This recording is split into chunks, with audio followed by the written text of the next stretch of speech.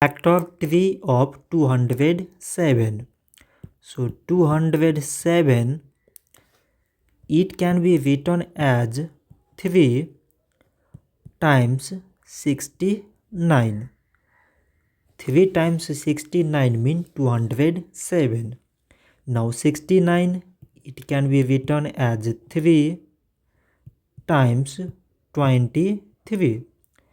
3 times 23 means 69. So now we have to select the prime numbers among these numbers.